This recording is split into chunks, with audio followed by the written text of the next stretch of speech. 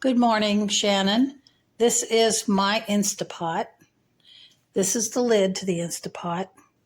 This is the vent for allowing the steam to build up to do whatever cooking is necessary. And once that's done, this little button right here will drop low so you can stick your finger in it. If it's up flush with the lid, then you're not supposed to open the pot.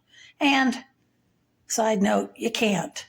What's unique about this particular type of pot, whether it's a medium, small, or they're large, or some of the other brands that are real similar to Instapot, they now come with the way the lid is designed. See right there, it's got a curve. And that particular piece fits right into this groove right here. There's a little groove here. And you cannot take this lid off. So right now I'm making a dozen eggs, which the Instapot makes deviled eggs, your hard-boiled eggs perfectly. And it's the 5-5-5 rule. So you cook under pressure for 5 minutes. You let them sit for 5 minutes under the pressure as it's releasing naturally. And then when you take the eggs out of the Instapot, you take your basket and put it in a bucket of water or a bowl of water, whatever, just like you would if you were cooking them on the stove. So right now, I'm going to place the lid into the groove, which is right there. And see how it sits in? You can see the fitting. In order to seal it, all you do is give this whole device a twist like that. Now it locks in, and the Instapot will be ready for whatever setting you desire. So what I do for this egg basket, so you'll notice that I have, this is a movable part, goes this way or this way, and you want it to the back, and it even has direction on here which way to go, but you can't see it in the video, I don't think. And for the eggs, what I do is I do pressure cook, which is right here.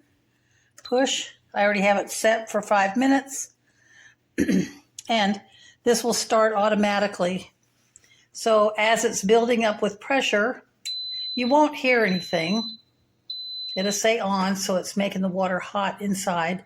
The other thing about it, if you hear a hissing once this starts, then that means that your seal underneath is not good. And what I do is I just come over and give it a good press down so that it gets a good suction seal again.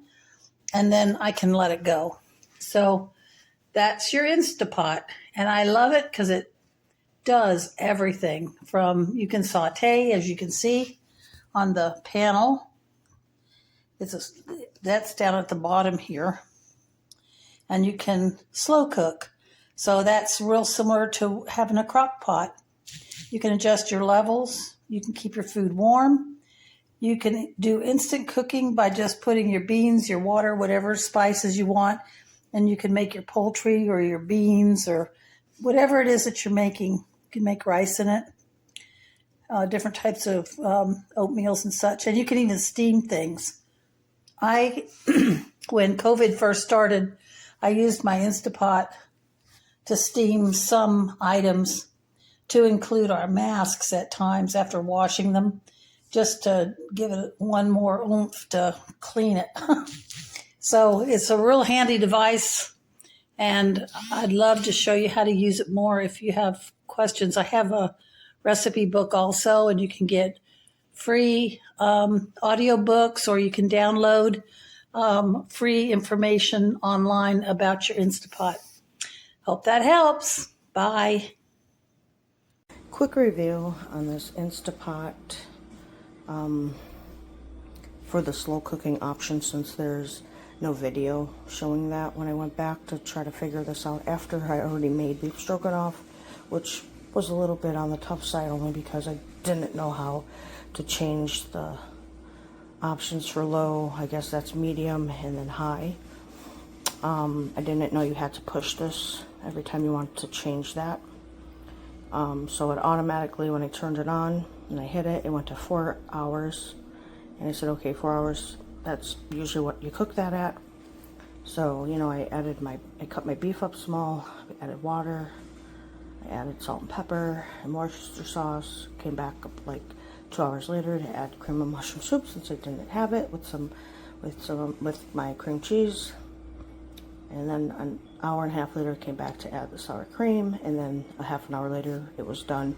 It was still good and all, it's just a little on the tougher side for the beef, especially since I cut it up to bite-sized pieces. But anyhow, I believe from another video I watched that is vent and that is seal, and I guess maybe we should keep it on seal. He said, yeah, whenever you cook, you put it on seal. I don't know if he was using the pressure cooker, so I don't know if that's for that only or if it's for all of them. I'm not sure. I'll have to figure that out, but I'm going to keep it on seal. I got one piece of chicken in here so that I could shred it up for some chicken quesadillas with a little bit of water and some seasonings. And hopefully this thing does not come out dry, and hopefully it comes out nice and tender. But I click that. I've already did it once or twice, so that's how you change the settings. And then if I want to take off time or add time, you click these ones, and after you're done setting it, that's all you have to do. It will beep a few times, and then it will start automatically. But hopefully this doesn't turn out to be dry this time, or tough. There's my Instant Pot. It died today. I bought it last year, May 2015. They have a warranty of 1 year, they claim. So I emailed them today and told them it died. So it's not plugged in right now. As you can see, it's still dirty. I was using it when it died. And so I'm going to plug it in. Same plug as this here. So, you know, this is the plug that goes in. And there's no power. It's dead. It's dead. So, I don't know what to do. Emailed them. I hope they replace it. Cross my fingers. I'll update you if they do. If they do replace it, then that's just tells me they're a good company, and they back their product. All right, thank you.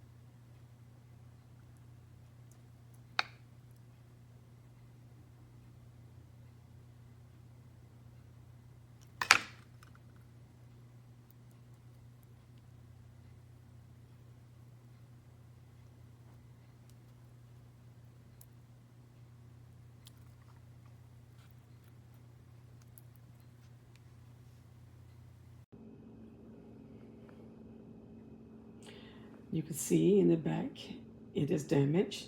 I didn't notice it when I took it out of the box. I'm just going around it because when I took it out, of course, I was looking in the front of it and was very excited. But later on, I realized when I had walked by it, and I'm like, oh my God, it's damaged.